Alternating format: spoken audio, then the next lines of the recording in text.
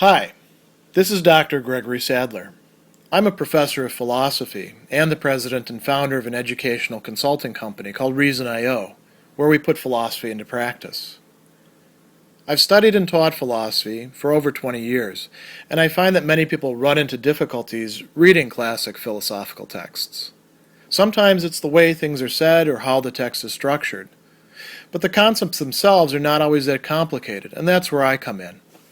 To help students and lifelong learners, I've been producing longer lecture videos and posting them to YouTube.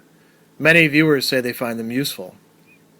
What you're currently watching is part of a new series of shorter videos, each of them focused on one core concept from an important philosophical text. I hope you find it useful as well.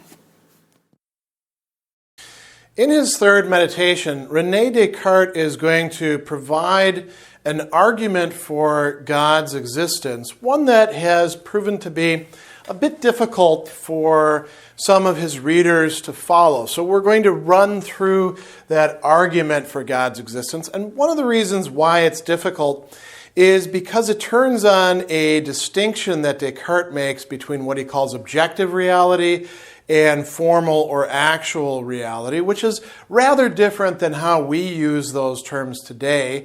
So that's one issue. The other thing is that those who are accustomed to thinking about arguments for God's existence using the classification that has become quite popular from the time of Kant on downward, distinguishing ontological arguments from cosmological arguments, from teleological arguments, and then, throwing everything else into a sort of a miscellaneous file, they're not going to be able to find an easy way to categorize what Descartes is doing within that classification, because in a certain respect it kind of looks like an ontological argument. It's relying upon some sort of idea of God and using that to argue that there has to be something corresponding to that.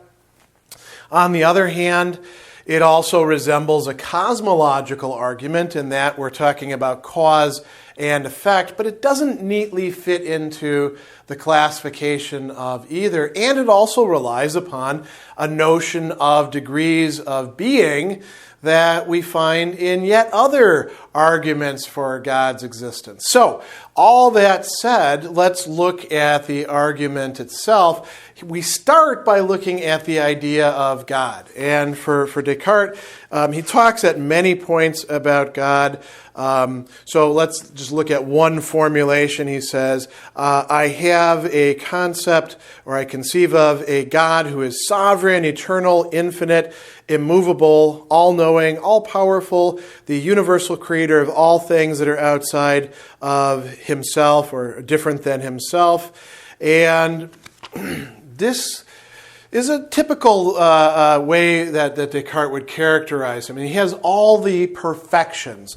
So it's not taken to be just those things that Descartes has rattled off there, but anything that you think of as a perfection that is of a way of having being to the highest extent, that would be God. So being all-knowing, that's a perfection, right?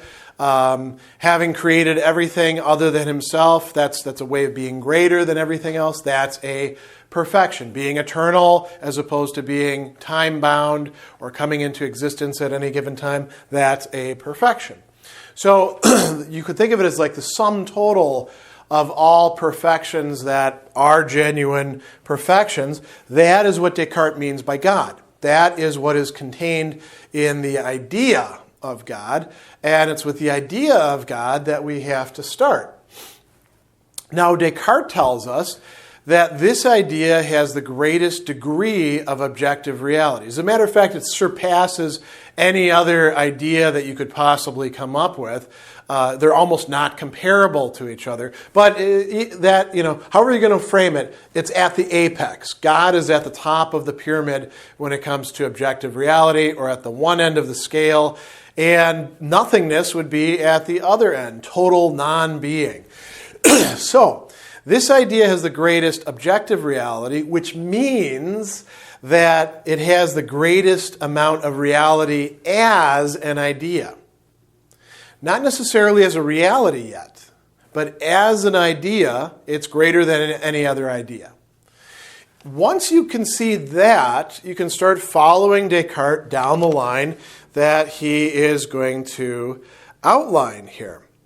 And he's going to bring in some other important building blocks for the argument. This is something that he frames in multiple ways. You could say that you can't have something with greater reality than its cause. Whatever caused that thing has to have at least as much or greater reality in that. And so when he's talking about ideas, he says that ideas derive the reality that they have qua or as ideas, objective reality, from some cause. We don't just get ideas coming out of nowhere. He says not only can non-being or nothingness not produce anything, but also what is more perfect, that is what contains in itself more of reality, cannot be a consequence and a dependence of something less perfect. And he says that this is a clear truth that we grasp through what he calls the natural light. And so if you think about this, decide whether you actually agree with him at this point. And if you do, then you can proceed with the argument.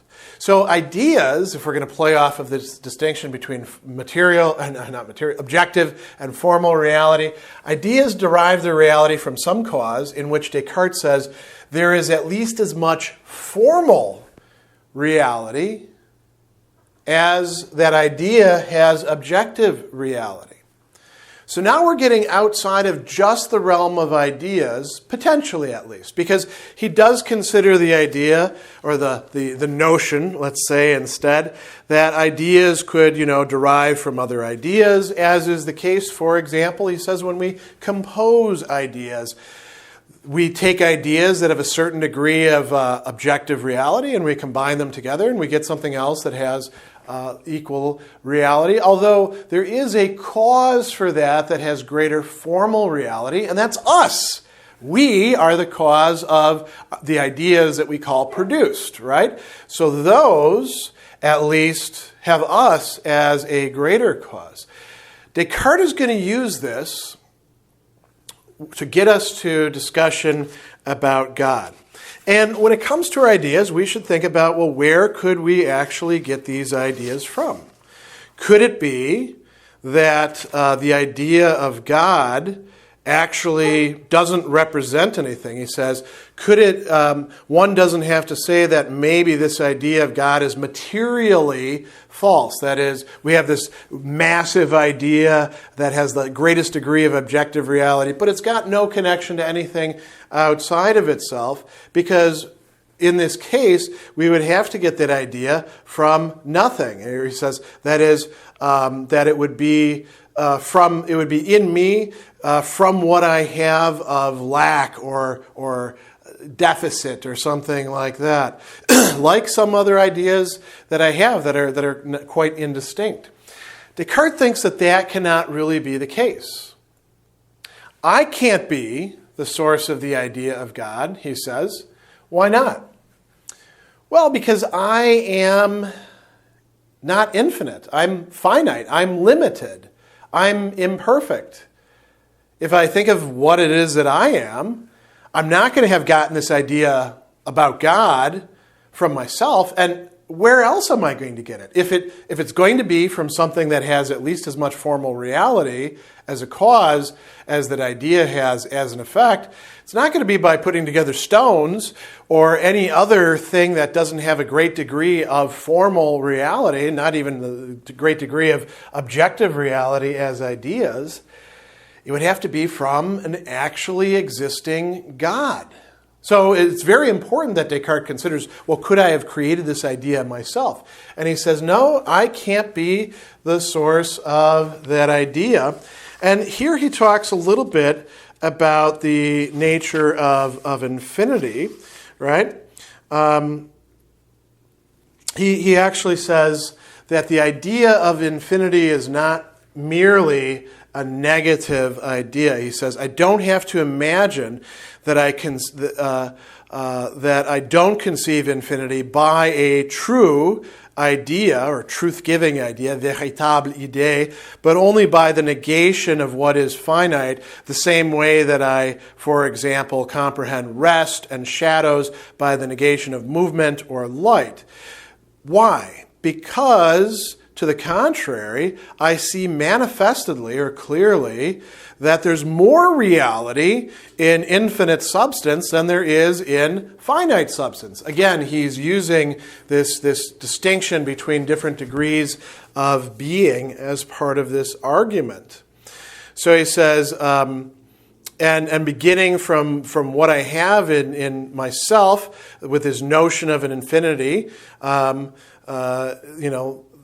can do this, and I get to understand God in a certain sense better than I do myself. And this is even granting that my capacities are so limited that I cannot comprehend what infinity is. He says it's of the nature of infinity that my finite mind can't comprehend it. So that's taking away a possible objection at this point. So what is he telling us? The idea of God has to be a true idea, not only in that we have that idea, not only in that idea has the greatest degree of objective reality, that is, reality as an idea, but that it has to be in some way corresponding to, however dimly, because we can't fully grasp infinity, a genuinely infinite being possessing all perfections that would exist in reality, not merely potentially, not merely eminently, but with what Descartes calls formal or actual reality. Ergo, God exists. So he does also have a few other considerations that he uses to shore this up, and one of these has to do with the idea of clear and distinct ideas, or the conception of clear and distinct ideas. Descartes takes this as a hallmark for the truth of ideas, and he says that the idea of God is very clear and distinct. Why is that the case? Well, because everything, he says, my mind conceives clearly and distinctly of the real and the true, and, here's the important proviso, contains some perfection, is contained in that idea of God. So if each of the, we could say parts, although they're not really parts, because God is a simplicity as well, but if we want to talk about them as parts, each of the parts is clear and distinct. That means that the idea itself of God is also clear and distinct. I mentioned a proviso there that it has to contain some perfection. So even though we could have, for example, a clear and distinct idea of something that doesn't contain a perfection, perhaps a very, very clear and distinct idea of the letter A, that's not going to be in God, right? Because it's not a perfection. So what do we have here? We have an argument that begins from the idea of God, says that there's something really unique about this idea, namely that it has the greatest degree of objective reality. That is, it has the greatest reality as an idea among other ideas within my mind. Brings in the notion of cause and effect, the causes of ideas, and connects the formal or actual reality of the thing, its existence in reality as we would call it, to this objective reality, the idea of it as a representation or as an idea itself within the mind.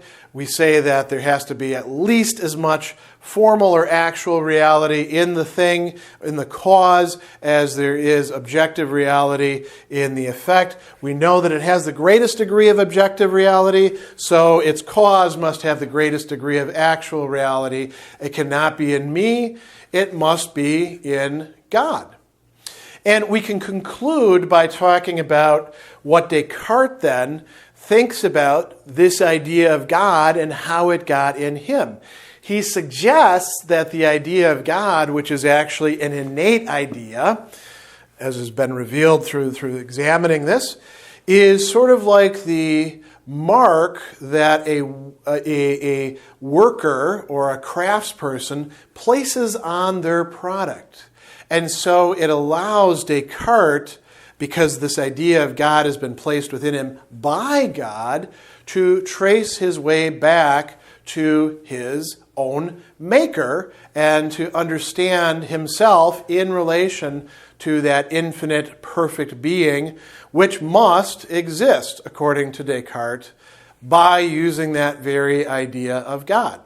So that is the argument as he sets it out for God's existence in Meditation 3. He will provide another argument, which is very clearly an ontological argument, for God's existence in Meditation 5. But this is perhaps, regarded by some of the experts, a stronger argument, at least on its face, as we find it here in Meditation 3.